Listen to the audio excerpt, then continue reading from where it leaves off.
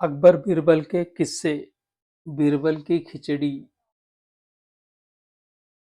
अकबर ने कड़कड़ाती सर्दियों के मौसम में एक दिन यह ऐलान किया कि अगर कोई व्यक्ति पूरी रात भर पानी के अंदर छाती तक डूबकर खड़ा रह पाएगा तो उसे 1000 मोहरों का इनाम दिया जाएगा।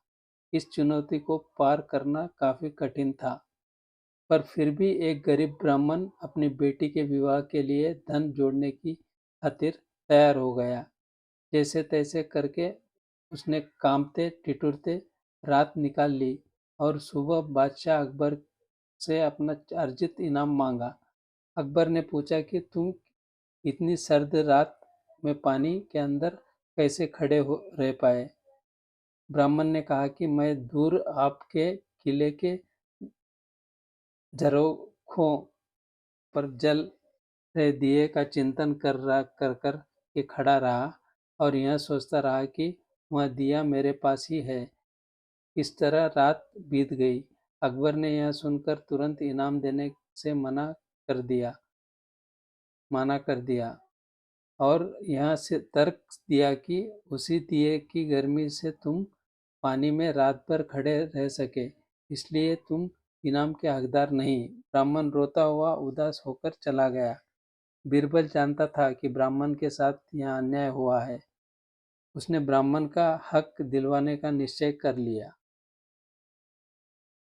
अगले दिन अकबर और बीरबल वन में शिकार खेलने चले गए। दोपहर में बीरबल ने तिपाई लगाई और आग जलाकर खिचड़ी पकाने लगा। अकबर सामने बैठे थे।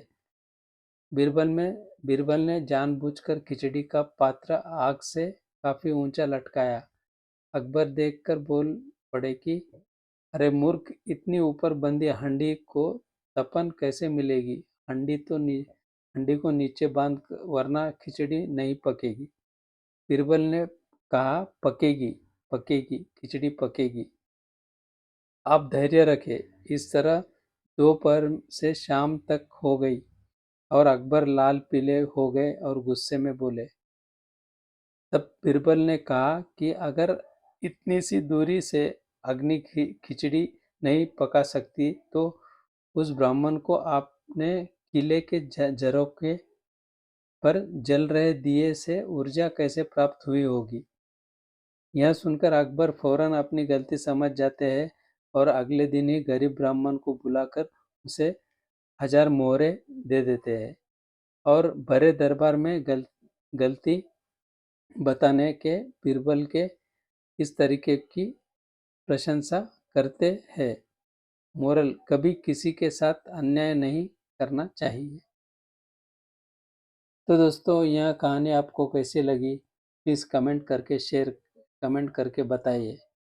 प्लीज़ चैनल को लाइक, शेयर और सब्सक्राइब कीजिए। Thank you very much.